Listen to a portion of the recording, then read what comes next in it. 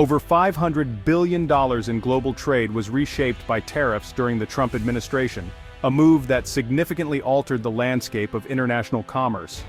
These tariffs were not just numbers on a balance sheet, they affected industries, jobs, and economies worldwide. Now, a landmark Supreme Court decision has sent shockwaves through Washington and global markets, challenging the very core of how trade policies are crafted and implemented in the United States.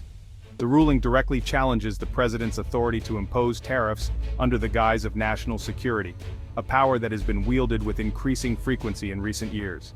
This isn't just a legal dispute, it questions the foundation of American trade policy for decades, potentially reshaping the balance of power between the executive and legislative branches. The case, American Institute for International Steel vs. United States, became a rallying point for businesses arguing the executive branch overstepped its authority, sparking debates across boardrooms and legal circles. At issue: has Congress given away too much power to the president, especially through laws like Section 232 of the Trade Expansion Act? This question has been at the heart of many discussions on Capitol Hill. The court's willingness to hear the case signaled a re-examination of long-standing deference to the president on trade, a deference that has shaped U.S. trade policy for generations. The ruling scrutinizes whether national security has become a loophole for unilateral economic action, a concern that has been voiced by many critics of recent trade policies. With the Biden administration maintaining many Trump-era tariffs, this decision forces a re-evaluation of strategy, urging policymakers to consider new approaches to international trade. The era of using national security as a broad justification for tariffs may be ending, signaling a shift towards more transparent and collaborative trade practices.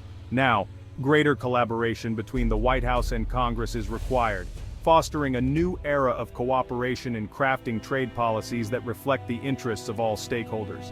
The implications reach from steel mills in Pittsburgh to car buyers in California, affecting industries and consumers across the nation. A new era in American trade policy may just be beginning, one that promises to redefine the country's role in the global economy and its approach to international relations. To grasp today's decision, we need to understand Section 232 of the Trade Expansion Act of 1962. Born in the Cold War, it lets the president impose tariffs if imports threaten national security. Historically, it was used sparingly, only for genuine crises. The Trump administration's broad use of Section 232, especially on steel and aluminum, stretched the definition of national security. Critics argued this was economic protectionism, not true security. They also claimed Congress had unconstitutionally delegated its power to the president. The government countered that national security is flexible and the president needs discretion. The legal battle became a test of how much power the president should have over trade. Today's Supreme Court ruling narrows that power, demanding a clearer link between tariffs and real security threats. The decision sets a new standard for future administrations. The balance of power in trade policy is shifting. President Trump's tariff strategy marked a dramatic departure from decades of established U.S. trade policy, which had long favored free trade and open markets. The administration's goal was to reduce the persistent trade deficit and revive domestic manufacturing, especially in industries seen as vital to national security. Tariffs became the administration's primary weapon in this economic battle. In 2018, sweeping tariffs were imposed on steel and aluminum imports, with the administration citing national security concerns as justification for these measures.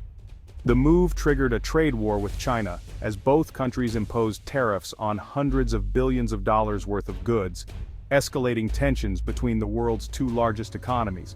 China quickly retaliated, targeting key American exports like soybeans and other agricultural products, hitting U.S. farmers hard.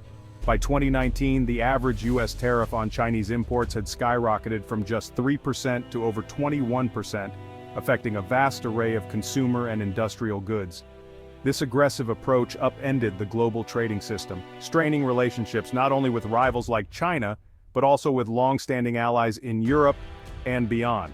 When President Biden took office, his administration inherited this complex web of tariffs, choosing to keep many in place as leverage in ongoing negotiations. While some adjustments and reviews have been made, the core structure of the tariff regime remains largely intact, continuing to shape U.S. trade policy. The tariff-centric approach is now deeply embedded in the nation's economic strategy, influencing how America interacts with the world. Today, a Supreme Court decision could potentially reshape this entire strategy, with far-reaching implications for future administrations. The future of American trade policy is once again in flux, as businesses, investors, and trading partners await the next move. Around the globe, governments and markets are watching closely to see how the United States will respond to these new challenges and opportunities. The steel and aluminum tariffs had immediate mixed effects on American industries, sending shockwaves through the economy and sparking debate across the country. Domestic producers of steel and aluminum benefited at first. Demand and prices for their products rose, and some jobs that had been lost in previous years returned to American factories, giving hope to workers and communities that had struggled.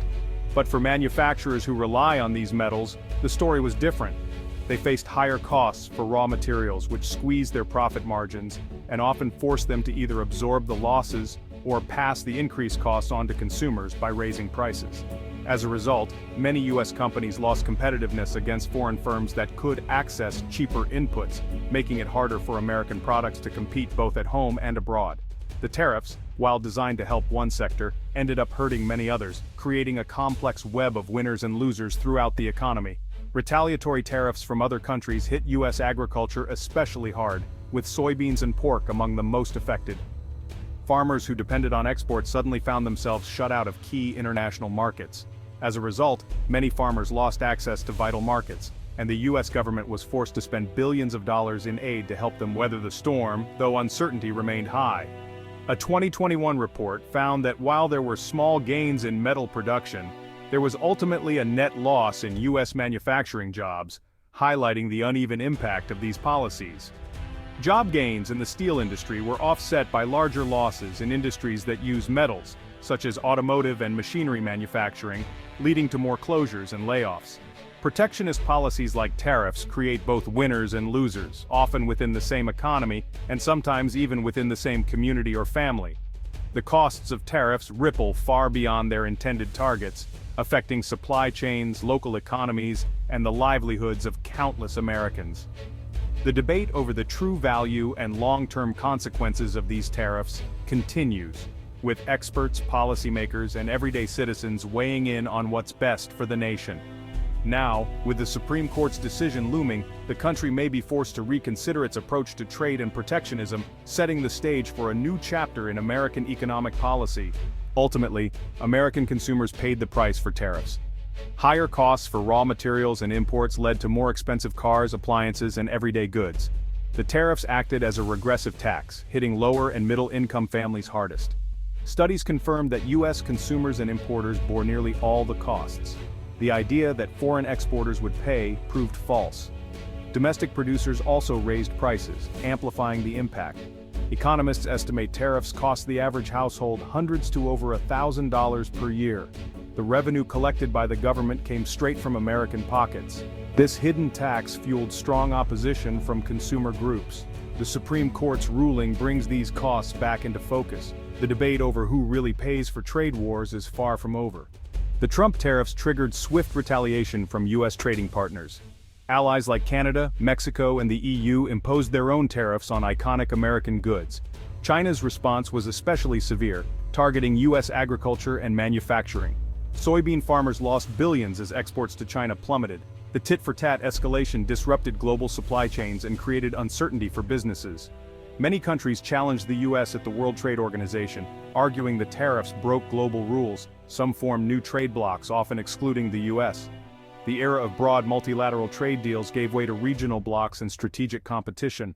The Biden administration has tried to repair relationships, but trust has been slow to return. The global trading system is now more fragmented and unpredictable. Retaliatory tariffs showed that no country acts in isolation. Every trade action triggers a global reaction. The world economy is more interconnected and more volatile than ever. The Supreme Court's ruling strikes a new balance between presidential power and congressional oversight. The majority opinion didn't strike down Section 232, but it narrowed its use. The president must now show a clear, rational link between tariffs and genuine security threats. Purely economic motives aren't enough. The court emphasized that Congress must provide clear guidelines when delegating power. This decision reasserts judicial oversight in trade policy. The dissent warned that limiting executive power could hinder swift responses to new threats. The ruling highlights the ongoing tension between security, economics, and the separation of powers. The debate over who controls trade policy is far from settled. The next chapter will be written by both Congress and the White House. The Supreme Court's decision will reshape U.S. trade strategy. The president's ability to use Section 232 for broad tariffs is now limited. Future tariffs must be tightly linked to real security concerns, not just economic interests. Congress will face pressure to take a more active role in trade policy. New legislation may clarify what counts as national security or require congressional approval for certain tariffs. Diplomatically, this could rebuild trust with allies and encourage more collaborative approaches. The U.S. may shift from unilateral tariffs to coalition building and coordinated action. Policymakers remain divided. Some want a return to free trade, others favor a tougher stance. The ruling doesn't end the debate, it changes the rules of engagement. The future of American trade will be shaped by negotiation, legislation, and global cooperation. The world is watching how the U.S. adapts. The next moves will define America's economic leadership. The Supreme Court's decision is a turning point for American trade policy. By narrowing presidential authority, the court has shifted power back to Congress. The ruling forces a reckoning with the legacy of America First tariffs and their economic costs. Future presidents must rely more on negotiation and partnership, not unilateral action. For trading partners, this signals a return to more predictable, rules-based trade. The big question's now, how will the Biden administration respond? What will Congress do next? As the U.S. navigates a new era of global competition, the balance between security, prosperity, and leadership is more important than ever. The world is watching as America writes its next chapter in global commerce.